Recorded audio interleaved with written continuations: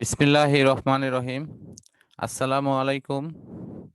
প্রিয় শিক্ষার্থীরা, আশা করছি পরম করুণাময় আল্লাহ তাআলার রহমতে তোমরা যে যেখানে আছো ভালো আছো। আজ আমাদের প্রতিষ্ঠানের অনলাইন শিক্ষা কার্যক্রমের অংশ হিসেবে অষ্টম শ্রেণীর সাধারণ বিজ্ঞান দশম অধ্যায় অম্ল, ক্ষারক ও লবণ, আমি এই অংশটি নিয়ে আলোচনা করছি। প্রথমে আমরা দেখব যে এসিড বা অম্ল কাকে বলে। যে যৌগের অণুতে প্রতিস্থাপনীয় হাইড্রোজেন পরমাণু আছে এবং এই প্রতিস্থাপনীয় হাইড্রোজেন পরমাণুকে ধাতু বা ধাতুর ন্যায় ক্রিয়াশীল মূলক দ্বারা প্রতিস্থাপন করে লবণ তৈরি করা যায়, তাকে অ্যাসিড বা অম্ল বলে। তাহলে আমরা অ্যাসিড বা অম্লের যদি এই সংজ্ঞাগুলোকে যদি একটু ব্যাখ্যা করি, প্রথমে আমাদের এই যৌগের সাথে প্রথম পরিচয় হলো এটিতে প্রতিস্থাপনীয় হাইড্রোজেন পরমাণু আছে। তারপর এটিকে ধাতু বা ধাতুর ন্যায় মূলক দ্বারা এটি প্রতিস্থাপন করা যায় এবং এর মধ্য দিয়ে লবণ তৈরি করা যায়। অ্যাসিড নীল লিটমাসকে লাল করে, এটি টক স্বাদযুক্ত হয়। আমরা যে ফলগুলো সাধারণত গ্রহণ করি তার মধ্যে একটা বড় অংশ ফলই হলো টক। লেবু, কামরাঙ্গা এরকম যে ফলগুলো আছে তাদের অধিকাংশই টক এবং এই টক ফলের মধ্যেও কিন্তু অ্যাসিড থাকে। লেবুর মধ্যে থাকে হলো সাইট্রিক অ্যাসিড, যেটা যেটা লিটমাসের কাগজের যে রং সেটিকে পরিবর্তন করে লাল করে ফেলে। আমাদের এখানে বেশ কিছু ফলের নাম উল্লেখ আছে, যে ফলগুলোর কোন ফলে কোন ধরনের অ্যাসিড আছে সেটি তালিকা দেওয়া আছে। আঙ্গুর, কমলা, লেবু এগুলোতে হলো সাইট্রিক অ্যাসিড, তেঁতুলে হলো টার্টারিক অ্যাসিড, টমেটোতে অক্সালিক অ্যাসিড, আমলকিতে অ্যাসকর্বিক অ্যাসিড, আপেল, আনারস এটাতে হলো ম্যালিক অ্যাসিড। এই জৈব অ্যাসিডগুলো আমাদের জন্য উপাদেয় এবং এগুলো মানে স্বাস্থ্যের জন্য সহায়ক। আমরা অজৈব অ্যাসিডগুলো আমাদের জন্য অত্যন্ত ক্ষতিকর, কিন্তু অপরদিকে জৈব অ্যাসিডটা কিন্তু আমাদের জন্য সহায়ক এবং এগুলোতে ভিটামিন, বিশেষ করে সি ভিটামিন এখানে এর মধ্যে উপস্থিত থাকে।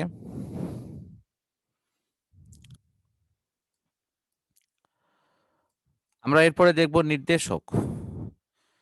যে সকল বস্তু তারা তাদের নিজেদের বর্ণ পরিবর্তনের মধ্য দিয়ে কোনো দ্রব্য অ্যাসিডীয় না ক্ষারকীয় সেটি নির্দেশ করে, সেই বস্তুকেই বলা হয় নির্দেশক। আমরা পৃথিবীতে যে পদার্থগুলো ব্যবহার করি তাকে সাধারণত তিনটা গ্রুপে আমরা পেয়ে থাকি। একটি হলো অ্যাসিডীয়, আরেকটি হলো ক্ষারকীয় এবং অন্যটি হলো নিরপেক্ষ। এই নির্দেশক পদার্থগুলি তাদের নিজেদের বর্ণ পরিবর্তনের মাধ্যমে কোনো দ্রব্য অ্যাসিডীয় না ক্ষারকীয় না নিরপেক্ষ এটি আমাদের কাছে উপস্থাপন করে। আমরা কিছু দ্রব্যের নাম এবং এগুলোর কিছু পরিচয় নিয়ে একটু কথা বলবো। যেমন চুনের পানিতে ক্যালসিয়াম হাইড্রক্সাইড থাকে, এটি কিন্তু ক্ষারকীয়, এটা লাল লিটমাস পেপারকে নীল করবে। সাবানের মধ্যে সোডিয়াম হাইড্রক্সাইড থাকে, যেটা ক্ষারকীয় উপকরণ, এটিও কিন্তু একই কাজই করে, এটি কাগজ এবং রেয়ন শিল্পে ব্যবহৃত হয়। অ্যাসিডের ক্ষেত্রে আমরা একটু আগে যে কথাগুলো বললাম যে অ্যাসিডের মধ্যে প্রতিস্থাপনীয় হাইড্রোজেন পরমাণু থাকবে, এখানে আমরা যে acetic acid, oxalic acid, hydrochloric acid, sulphuric acid, সমস্ত অ্যাসিডের মধ্যে মিল হলো এদের মধ্যে হাইড্রোজেন পরমাণু, বা যেটা পানিতে যখন দ্রবীভূত হবে সেটি হাইড্রোজেন আয়ন তৈরি করবে। এখন মনে হতে পারে তাহলে কি হাইড্রোজেন থাকলেই কি আমাদের এটা অ্যাসিড হবে? যেমন CH4 এখানে হাইড্রোজেন আছে, তাহলে কি এটা অ্যাসিড হবে? না, এটি অ্যাসিড হবে না, কারণ এখানে মিথেনের 4টি হাইড্রোজেন থাকার পরেও এটি কিন্তু পানিতে দ্রবীভূত হয়ে হাইড্রোজেন আয়ন তৈরি করবে না। যেহেতু হাইড্রোজেন আয়ন তৈরি করবে না, সুতরাং এটি অ্যাসিড নয়। হাইড্রোজেন থাকা সত্ত্বেও এটি অ্যাসিড নয়। সুতরাং আমরা কি বুঝলাম? যে হাইড্রোজেন আছে, কিন্তু যারা হাইড্রোজেন আয়ন তৈরি করতে পারে তারাই অ্যাসিড। আর হাইড্রোজেন থাকার পরেও যদি এটি হাইড্রোজেন আয়ন তৈরি করতে সমর্থ না হয়, তাহলে সেটি অ্যাসিড নয়। আশা করছি শিক্ষার্থী বন্ধুরা তোমরা বিষয়টি উপলব্ধি করতে পারছো। এখন আমরা দেখব যে ক্ষারক কাকে বলে? ধাতুর অক্সাইড এবং হাইড্রোক্সাইড যা এসিডের সাথে বিক্রিয়া করে লবণ ও পানি তৈরি করে তাকেই ক্ষারক বলা হয়। যেমন sodium oxide, sodium hydroxide, calcium oxide, calcium hydroxide. তো ক্ষারক এখানে ধাতুর অক্সাইড এবং হাইড্রোক্সাইড উভয়ই হতে পারে। এগুলো পানিতে যারা অতিমাত্রায় দ্রবণীয় সেই সমস্ত ক্ষারককে ক্ষার বলা হয়। আর যে সমস্ত ক্ষারক পানিতে অতিমাত্রায় দ্রবণীয় নয়, সামান্য পরিমাণে হতে পারে, সেগুলো হবে হলো শুধু ক্ষারক, বাট সেগুলো ক্ষার না। যেমন আমি sodium hydroxide, calcium hydroxide, aluminium hydroxide এই ৩ টা হাইড্রোক্সাইডের নাম বললাম। এর মধ্যে সোডিয়াম এবং ক্যালসিয়াম হাইড্রোক্সাইড পানিতে অতিমাত্রায় দ্রবণীয়। বাট অ্যালুমিনিয়াম হাইড্রোক্সাইড এখানে যে উদাহরণটা দিয়ে আছে, এটি কিন্তু অতিমাত্রায় পানিতে দ্রবীভূত নয়। সুতরাং এটি ক্ষারক হলেও এটি কিন্তু ক্ষার না। সুতরাং ক্ষারের বৈশিষ্ট্য হলো এটি ধাতুর অক্সাইড এবং হাইড্রোক্সাইড তো অবশ্যই হবে। কিন্তু এর সাথে বাড়তি অপশন হলো তাতে আ পানিকে আ এটা পানিতে অতিমাত্রায় দ্রবণীয় হতে হবে এবং দ্রবণীয় হয়ে সে হাইড্রক্সিল আয়ন তৈরি করবে। তো ক্ষারকের জলীয় দ্রবণ সাধারণত পিচ্ছিল হয় এই হাইড্রক্সিল আয়নের জন্য।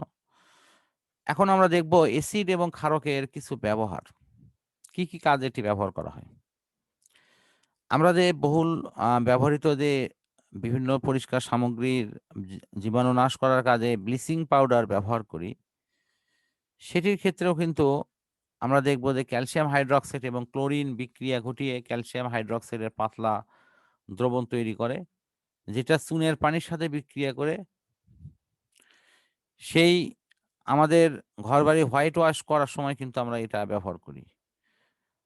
অন্যদিকে পানি এবং ক্যালসিয়াম হাইড্রক্সাইডের মিশ্রণে যে মিল্ক অফ লাইম তৈরি হয় সেটা কিন্তু পোকামাকড় দমনে কিন্তু ব্যয় হয়। আমাদের পাকস্থলীতে যখন অ্যাসিডীয় ভাব হয় তখন আমরা অ্যান্টাসিড গ্রুপের ওষুধ খেয়ে থাকি। এই অ্যান্টাসিড গ্রুপটা কিন্তু অ্যাসিডের বিরুদ্ধে কাজ করে। অর্থাৎ অ্যাসিডীয় ভাব হলে সেটা ম্যাগনেসিয়াম হাইড্রক্সাইড অথবা অ্যালুমিনিয়াম হাইড্রক্সাইডের মাধ্যমে আ এই অ্যান্টাসিড গ্রুপের ওষুধ তৈরি করা হয় যেটাকে বলা হয় মিল্ক অফ ম্যাগনেসিয়া। এটি তৈরি করা হয় এবং এটির মাধ্যমে প্রশমন ক্রিয়াতে এটি কার্যকর হয় এবং যে ব্যক্তি তার এই ধরনের অ্যাসিডিটির সমস্যায় আক্রান্ত তাকে তার জীবনযাত্রাকে অনেক বেশি সহজপ্রদ করতে এটি সাহায্য করে। এখন সমাজে এক শ্রেণীর দুর্বৃত্ত আছে যারা তাদের নিজস্ব হীন উদ্দেশ্যকে চরিতার্থ করার জন্য তারা ভিন্ন কায়দায় অ্যাসিড সংগ্রহ করে তারা তাদের দিকে ছুঁড়ে মারে এবং তাদের শরীরকে ঝলসে দেয়। এটা মৃত্যুদণ্ডের সম্মুখীন হওয়ার মতো একটা মারাত্মক অপরাধ। এই ধরনের অপরাধ যাতে সমাজের কোনো ব্যক্তি করতে না পারে, সে ব্যাপারে আমাদের যথেষ্ট সোচ্চার হতে হবে, মানুষকে সচেতন করতে হবে এবং তার সাথে, সাথে আমাদের কোমলমতি ছেলেমেয়েদেরকেও সচেতন করতে হবে যারা তারা যেন এই জিনিসের ভয়াবহতা সম্পর্কে প্রয়োজনীয় জ্ঞান রাখে। আমরা এই আলোচনার মধ্য দিয়ে আজকের পড়াটি শেষ করছি। আল্লাহ তাআলার কাছে সবার সুস্থতা কামনা করে বিদায় নিচ্ছি। আসসালামু আলাইকুম।